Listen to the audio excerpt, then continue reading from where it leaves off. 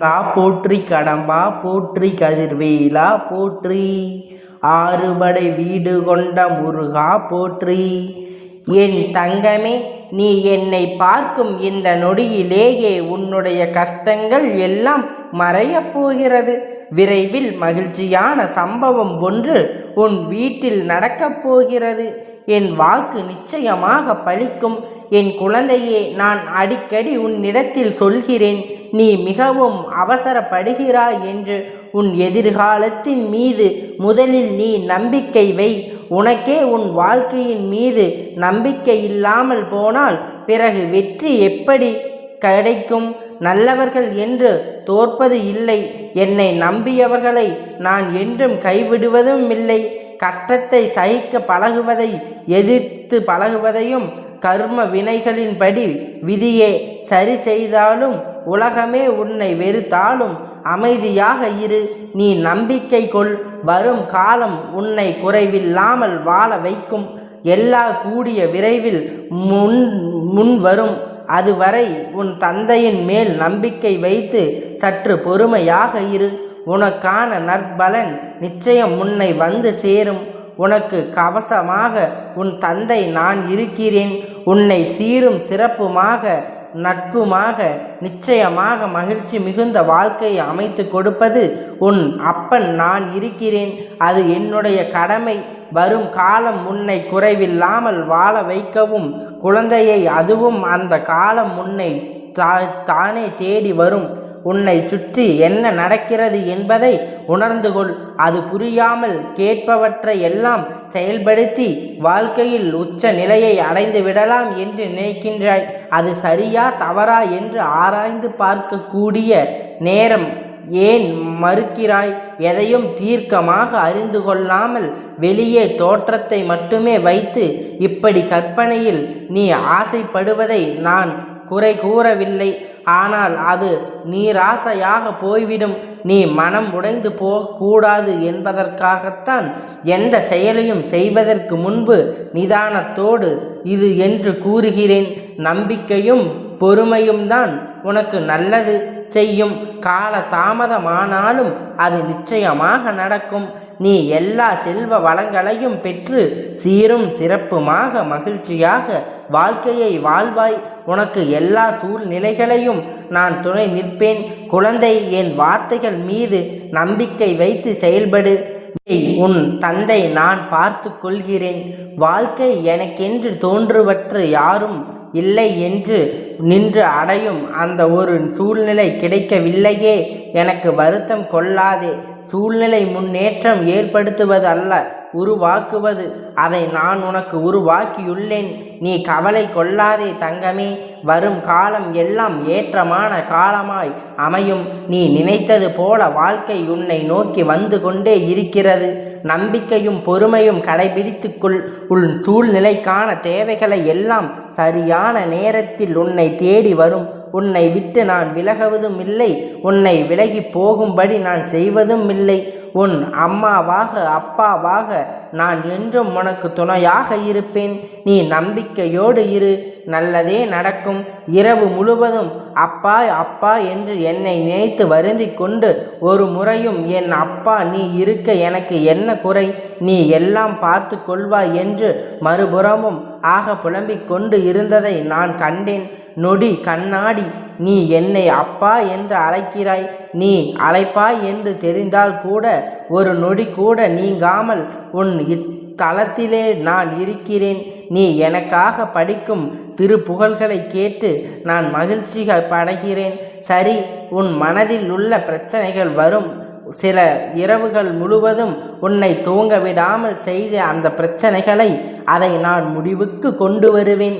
உன்னுடைய உண்மையான பக்திக்கு நம்பிக்கைக்குமான உயர்வை நான் தருவேன்.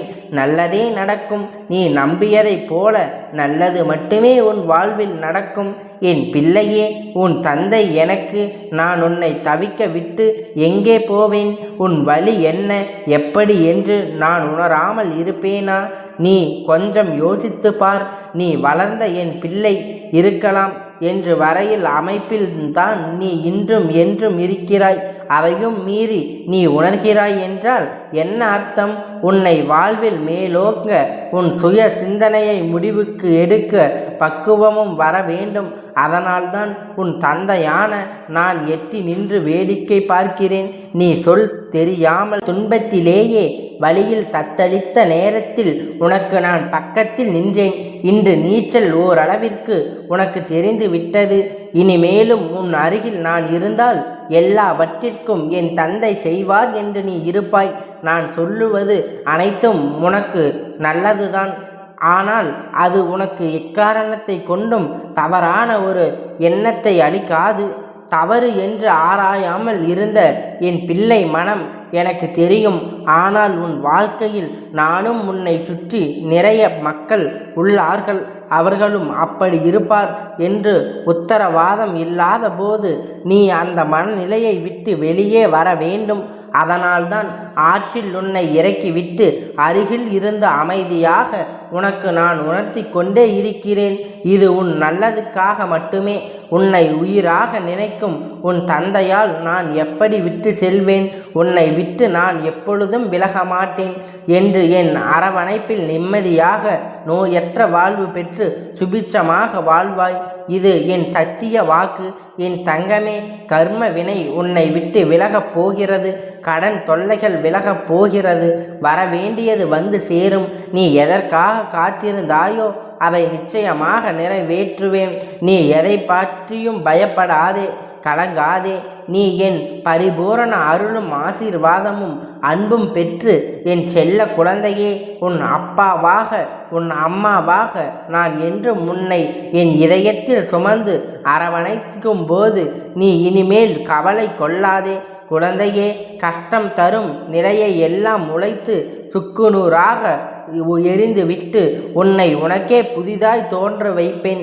புது வாழ்க்கை உனக்கு புது புத்துணர்ச்சியோடு நல்ல எதிர்காலத்தை நீ பெறுவாய். நீ யாருடைய உதவி உனக்கு கிடைத்தால் நன்றாக இருக்கும் என்று மனதில் நினைத்து கொண்டு இருக்கின்றாயோ அவரிடம் இருந்து உனக்கு அழைப்பு வரும். அவர் உனக்கு உதவி செய்யும் முன் வருவார். அதற்கு தடையாக இருந்தவையெல்லாம் இப்போது நீக்கி நேரம் வந்து விட்டது. அதனால் உன் மனம் மாற தீரப் போகிறது. நீ என் பிள்ளையாயிற்றே. உன்னை ஒருபோதும் நான் கைவிட மாட்டேன். குழந்தையே, சிறு சிறு தடைகள் வந்தாலும் அதை உடைத்து நீ மேலே செல்வாய். உன் பொற்காலம் தொடங்குகிறது. பல பேர் அவரவர் பிரச்சனைகளுக்கு விடிவு தேடி ஒரு நிரந்தரமான தீர்வு தேடி என்னை காண்பதற்கு காத்திருக்கும் நேரத்தில் நான் உனக்கு அனுமதி அளித்திருக்கிறேன். ஏன் தெரியுமா? பல மைலுக்கு அப்பால் இருந்து உன்னை நான் அடைந்து வந்திருக்கிறேன். நீ பல இன்ப துன்பங்களை தாங்கி கொண்டு உற்றார் உறவினர்களோடு பேசுவதை செவி கொடுத்து கேட்டு அதை கொச்சப்படுத்தாமல் அவர்களுக்காக உன் சுபாவத்தை மாற்றிக்கொண்டு ஏளனமாக செய்தவர்கள் பல பேர் இருந்தும் தன்னம்பிக்கையோடு ஒவ்வொரு பாதையாக அவசரப்படாமல் பொறுமையோடு தினம் இல்லாமல் விரட்டி இல்லாமல் தான் என்று அகந்தை இல்லாமலும் கடந்து வந்தாய். இதற்காக உன்னை நான் தேர்ந்தெடுத்தேன். உன்னுள் இருக்கின்ற நல்ல ஆத்மார்த்தமான செயல்களுக்காக உனக்கு நான் அனுமதி அளிக்கிறேன். என் அனுமதியின்றி எவரும் என்னிடத்தில் சுவாசிக்க கூட முடியாது. குழந்தை, உனக்காக நான் என் வாயில் படியில் காத்து கொண்டு இருக்கிறேன். உன்னை விட்டு நெடு தூரம் சென்று விட்டது. அனைவரும் பார்த்து வியக்கும் வண்ணம் நீ எதிர்பார்க்காத தருணத்தில் வாழ்க்கை பாதையில் உன்னை நான் உயர்த்தப் போகிறேன். அப்பாவும் கூடவே இருக்கிறேன். நீ கவலைப்படாதே. இழந்ததை எல்லாம் மீண்டும் பெறுவாய். தைரியமாக இரு. உன் நிழலாய் நான் எப்பொழுதும் இருப்பேன். தங்கமே, நான் உன்னோடு இருக்கும் பொழுது உன் கவலைகள் என் பாதத்தில் நீ சமர்ப்பிக்க பிறகு கவலை எதற்கு? என் மகிழ்ச்சியை கண்டு ஏன் இந்த ஏக்கம்? உனக்கு தந்தையும் நானே, தாயும் நானே. உன்னை படைத்ததும் நானே, உன்னை சேதிப்பதும் நானே.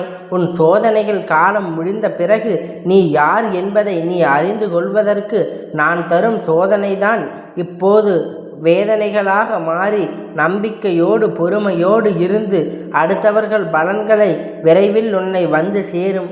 உன்னுடைய பிரச்சனைகள் தீர்ந்து உன்னை மகிழ்ச்சி நட்பில் நான் மூழ்கடிக்கப் போகிறேன்.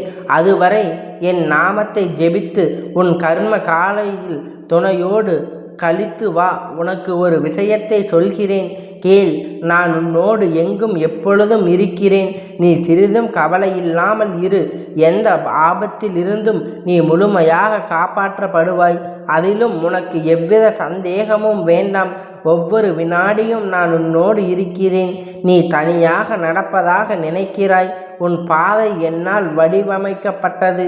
நான் உன் வாழ்க்கையை உருவாக்கியவன்.